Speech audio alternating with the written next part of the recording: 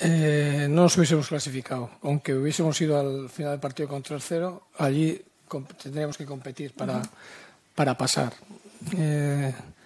Lo bueno de esto, que no va a haber ninguna confianza.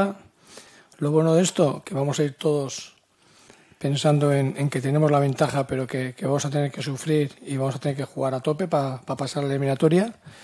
Y como Edwin dice, si antes del partido nos dice que ganamos el partido, pues estaríamos todos contentos. ¿Y del control del partido? A ver, todos decimos en segunda parte. En la segunda parte hemos metido el tercer gol. Y creo que hasta el penalti hemos estado muy bien. No es la segunda parte, es a partir del penalti. Que ahí les hemos dado fuerza a ellos y te ha entrado a ti el nerviosismo de que se acercan al marcador. Creo que tenemos que ser más fuertes cuando pasan estas cosas, pero yo creo que es claro, ¿no? Cómo ha sido el partido y desde cuándo ellos han apretado más.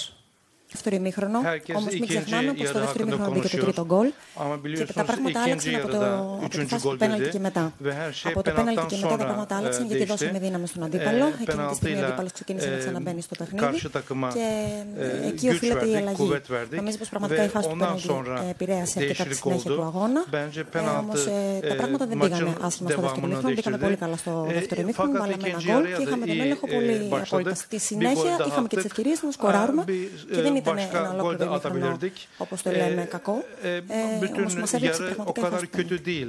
Ama en önemli pozisyon penaltı pozisyonuydu. Καταληφθούμε για να ξεκουραστούμε, καθώς λίγα μας έδωσε το δικαίωμα τόσο σε εμάς όσο και στον ΠΑΟΚ να μπορέσουμε να προετοιμάσουμε όσο καλύτερα μπορούμε το επόμενο παιχνίδι μας και θέλουμε να εκμεταλλευτούμε αυτό το διάστημα για να συνεχίσουμε με αυτόν τον τρόπο και στο επόμενο μάτς. Bunu kullanıp dinleneceğiz ve gelecek maçta daha iyi oynayacağız. Είναι γνωστό, ήταν ένα ενδεχόμενο, έγινε και θα παίξουμε χωρίς το Ρέτσο, ο οποίος είναι ένα σημαντικός παίκτης για μας και έχει παίξει σε όλα τα παιχνίδια ως τώρα.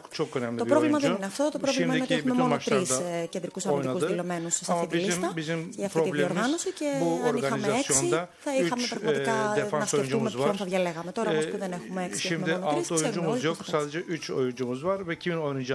παίξει.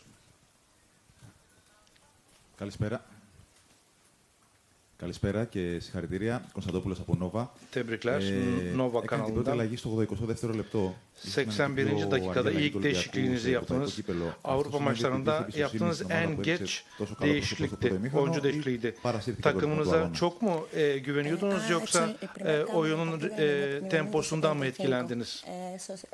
Eso se debe en que ha enseñado confianza al equipo o porque estaba pasando el tiempo sin empezar a pesar. Έπαιζε πάρα πολύ καλά. Δεν νομίζω πως έπρεπε να κάνει αλλαγή εκείνη τη στιγμή, γιατί τα πράγματα έδειχναν πως όλα πάνε καλά και πως οι παίκτες μας αντέχουν. Είχε πει από πριν στους παίκτες του πως είναι πολύ πιθανό να βγούμε πεθαμένοι από το παιχνίδι αυτό, όμως θα τα δώσουμε όλα και θα αντέξουμε. Έβλεπε λοιπόν πως τα πράγματα πήγαιναν έτσι, ώστε και οι παίκτες έδειχναν πως μπορούν να αντέξουν. Ο αντίπαλος έκανε πολλές αλλαγές, όμως τις έκανε εξαιτίας τραυματισμών. Εμείς δείχναμε πως μπορούμε να συνεχίσουμε. Ίσως μπορούσε να έχει κάνει τις αλλαγές λίγο νωρίτερα, ίσως να άρχισε λίγο, όμως δεν είχε σκεφτεί να κάνει αλλαγές μέχρι και το δεύτερο γκολ, γιατί τα πράγματα έδειχναν πως πάμε καλά και πως έχουμε τον έλεγχο. Bunu düşünmüyordum çünkü kontrol bizdeydi.